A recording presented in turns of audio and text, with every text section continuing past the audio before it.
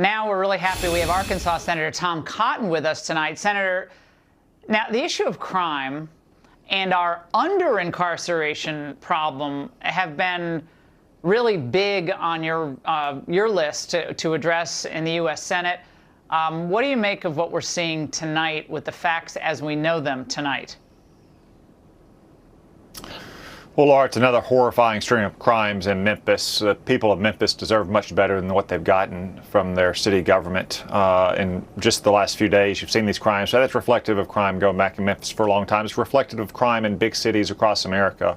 I'm praying right now that law enforcement in Memphis, or if this killer has crossed the Mississippi River into Arkansas, is able to swiftly apprehend him. But as you point out, we got to this point in part because of failures of the left across America to treat criminals as the criminals they are. We do not have an over-incarceration problem in this country, as the left says, even as some Republicans say. Half of all violent crimes go unsolved. 4/5 of all property crimes go unsolved. Tell their victims that we have an over-incarceration problem in this country.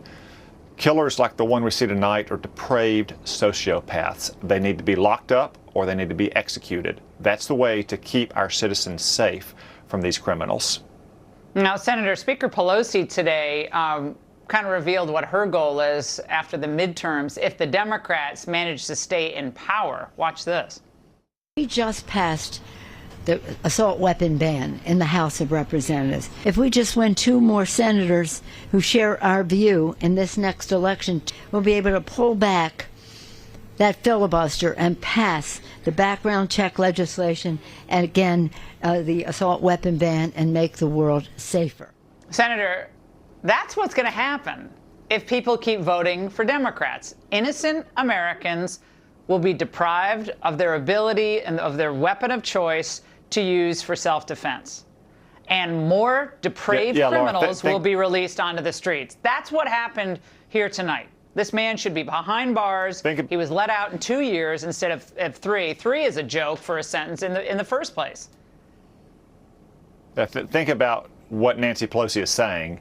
Democrats across the country have eliminated the bail system. They've shortened prison sentences. They've eliminated the death penalty. They sympathize with criminals more than their victims. And then when you see crime rampages like we've seen in Memphis in the last few days, like cities that you've seen in Philadelphia, what's the Democrat solution? Is to take away your right as a law-abiding citizen to defend yourself and your family. Look at John Fetterman, the Democratic nominee for Senate in Pennsylvania. He said if he had a magic wand and he could just change one thing, it wouldn't be the cost of gasoline, it wouldn't be the price of your groceries, it wouldn't be the opioid crisis we have in this country. If John Fetterman had a magic wand, the one thing he would do is eliminate long prison sentences for murderers. And John Fetterman is not an outlier. He may be a radical, but he is entirely representative of the radical left in America today that has unleashed a crime wave across this country. You saw in that clip what Nancy Pelosi says her answer to be, which is disarming law-abiding citizens. That's why every one of your viewers should go out and vote Republican in 2 months to make sure that we can protect our fellow citizens from these depraved criminals. And Senator Cotton, another point that we have to raise here is that I think the injection of race into the criticism of the police, which we saw going back to Al Sharpton, echoed by Eric Holder in 2014, where it was the first instinct of theirs was to say, it's racial. If someone's arrested, it's racial. If someone is manhandled, it's racist. That's also, I think, compromised policing across the country because you talk to the police, they're afraid. They're afraid to do anything, lest they be called racist for arresting someone who's not cooperative. It's very difficult to be a police officer in this environment.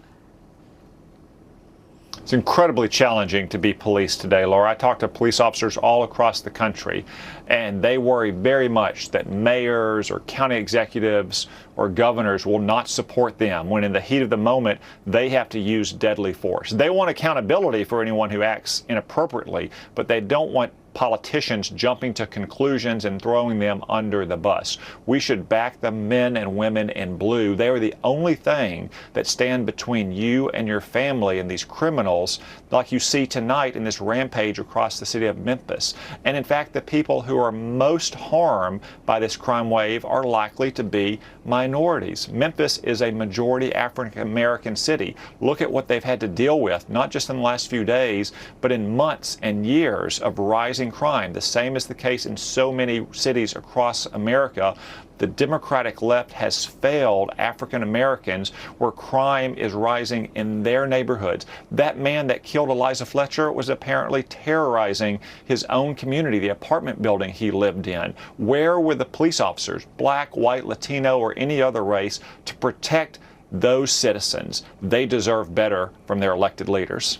Yeah, and meanwhile, we have all these consent decrees that the Justice Department still has an effect on police departments across the country. I'm not saying there doesn't need to be any reforms. I'm sure reforms are necessary in some cases. But the findings of implicit bias in policing, those are too readily found with very little evidence. And Senator, back to the Eric Holder point, I'd like to read this quote just so people know what I'm talking about. Back in 2013, he said, "Too many people go to too many prisons for far too long for no good law enforcement reason. We need to ensure that incarceration is used to punish, deter, and rehabilitate, not merely to warehouse and forget." Well, your final reaction to that, Senator, given the news tonight? Well, I think most citizens in Memphis wish that this killer had spent more than just a few years in jail for his crimes. Or Eliza Fletcher and her family wish that her killer had spent more time in jail than what he did for his heinous crimes. Prison is there not only to punish and to deter, but also to incapacitate. As you suggested, some people simply need to be locked up to keep this country safe. And if they're depraved murderers, they need to be executed, something the Biden administration has refused to do from the day they took office, even though there are still federal prisoners sitting on death row, something that the Democratic left and left-wing legal activists had tried to stop states like Arkansas from doing for decades.